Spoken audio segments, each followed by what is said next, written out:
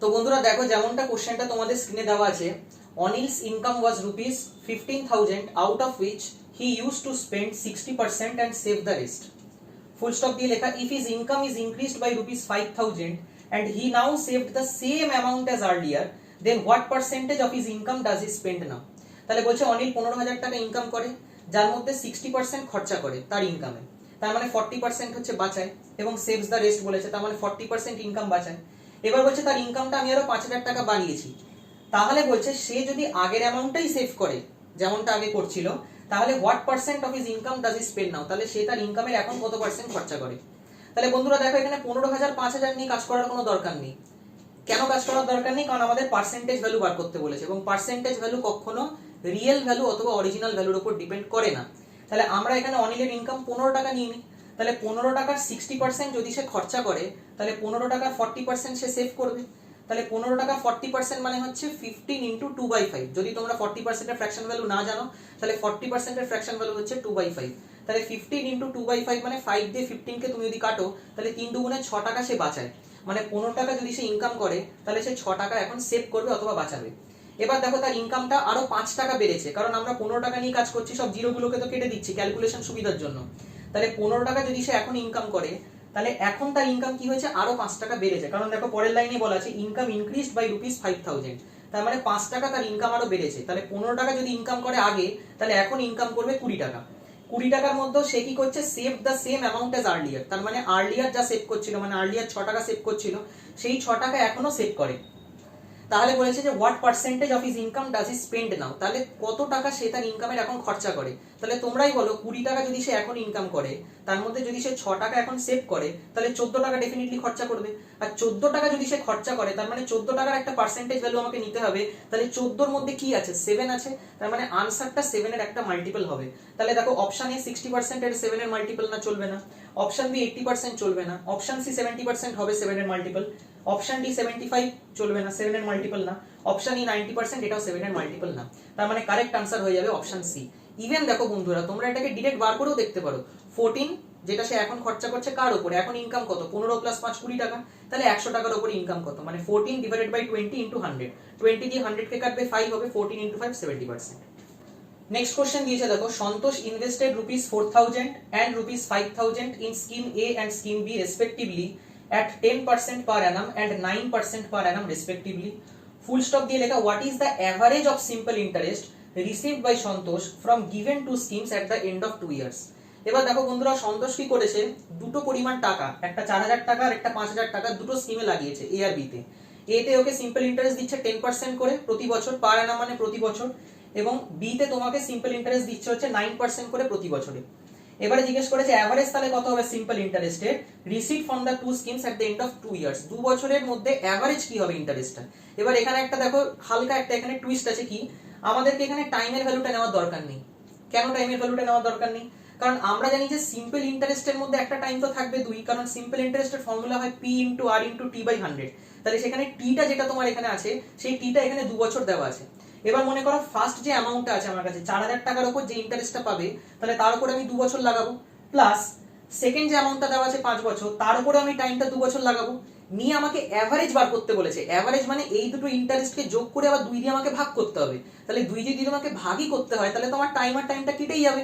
2 বছর যেটা আমার এখানে গিভেন আছে, সেটা তো অটোমেটিক আমার এভারেজের চক্করে কেটে যাবে। তার মানে আমার এখানে টাইম নেওয়ার কোনো দরকারই নেই।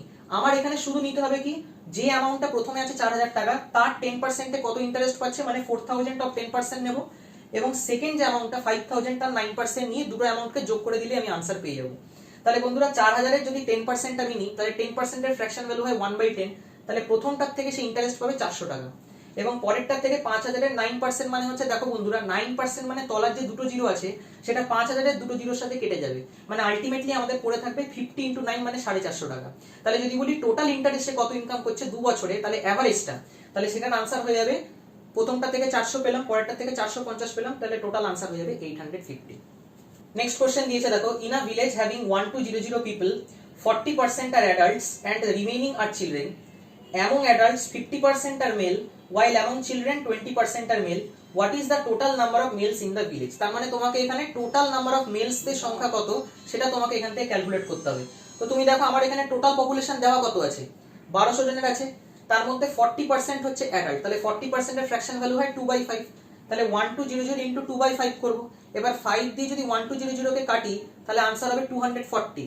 এবার 240 ইন্টু 2 আমরা করব, তাহলে পেয়ে যাবো 480। এবং বন্ধুরা জেনে রাখো যে 120 ডিভাইডেড বাই 5 মানে যে 24 এর যে মাল্টিপ্লিসিটি এটা খুব ইম্পর্টেন্ট। 24 এর টেবিলটা সবসময় মনে রাখবে, সবসময় মুখস্থ রাখবে। 24 1 24, 24 2 48, 24 3 72, 24 4 96, 25 5 120, এই পুরো টেবিলটা একদম যেন তোমাদের ঠোঁটস্থ থাকে, মুখস্থ থাকে, কারণ 24 এর অ্যাপ্লিকেশন খুব হয় অ্যারিথমেটিকে। তাহলে এখান থেকে দেখো আমরা টোটাল নাম্বার অফ অ্যাডাল্টস পেয়ে গেলাম কত, 240 ইনটু 2 দ্যাট ইজ 480। এবার 480 যে আমাদের অ্যাডাল্ট হলো তার মধ্যে 50% দেখো মেল বলে দিয়েছে, দেখো লেখা আছে অ্যামং অ্যাডাল্টস 50% আর মেলস।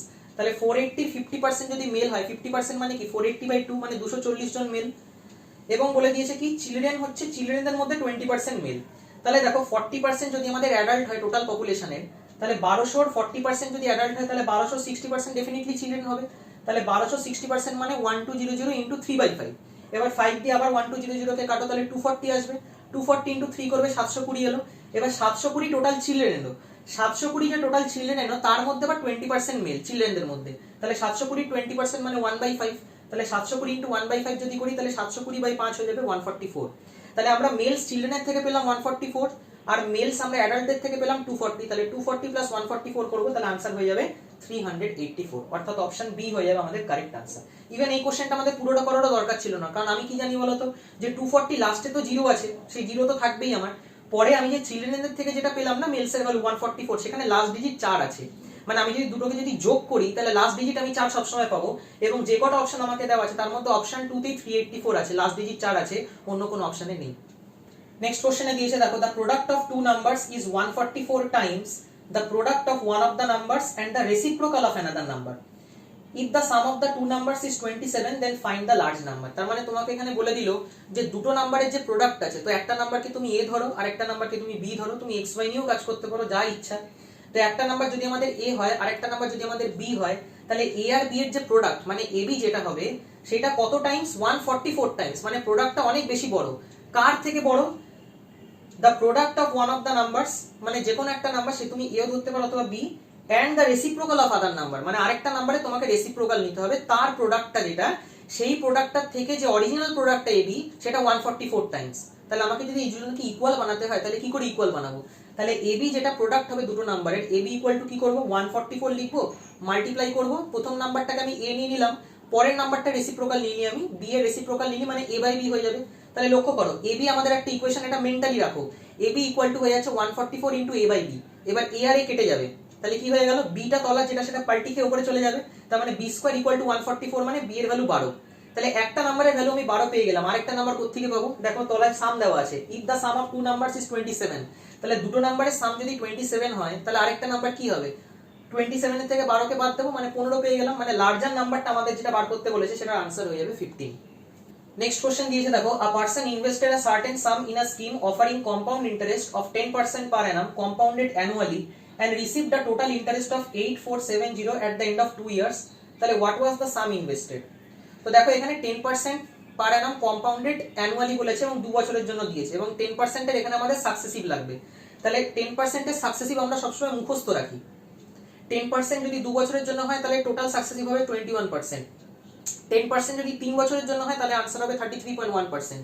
তাহলে 10% এর না ভ্যালুটা খুব আসে পরীক্ষায়, চেষ্টা করবে 10% এর ভ্যালুটাকে মুখস্থ রাখার। তাহলে 10% এর আমরা যে ইন্টারেস্টটা পাবো 2 বছরে সেটা পাবো কত? 21%। তাহলে 21% যদি আমাদের ইন্টারেস্ট হয় তাহলে আমাদের টোটাল অ্যামাউন্ট কত? কারণ আমাদেরকে অ্যামাউন্ট দেওয়া আছে, অ্যামাউন্টের সাথে বরাবর বানাতে হবে। টোটাল অ্যামাউন্ট দেওয়া আছে 2 বছরের 8470 আর আমি ইন্টারেস্ট পাচ্ছি 21%। তার মানে আমি বলতে পারি আমার প্রিন্সিপাল যদি 100 টাকা হয় তাহলে ইন্টারেস্ট 21 টাকা, মানে টোটাল অ্যামাউন্ট কত? 121। এবং 121 এর সাথে কাকে ইকুয়াল করব? 8470 কে ইকুয়াল বানাবো। এবার তুমি দেখো লক্ষ্য করো যে তুমি ঠিক করছো কি ভুল করছো প্রবলেমটা। 8470 টা 11 দিয়ে কাটে, কি করে কাটে? অল্টারনেট ডিজিটের সাম যেটা থাকবে সেটা একদিকে আনলে 11 এর মাল্টিপ্লিসিটি হবে, কিরকম ভাবে? 8 প্লাস 7 তুমি করো, অল্টারনেট ডিজিটের সাম করছি 8 এর সাথে 15 আর ওদিকে 4 প্লাস 0 মানে 4, তাহলে 15 থেকে তুমি 4 বাদ দাও 11। তাহলে সব সময় অল্টারনেট ডিজিটের সাম থেকে যখন আমি মাইনাস করে যদি 11 এর মাল্টিপল পাই তার মানে সেই নাম্বারটা 11 দিয়ে কাটে।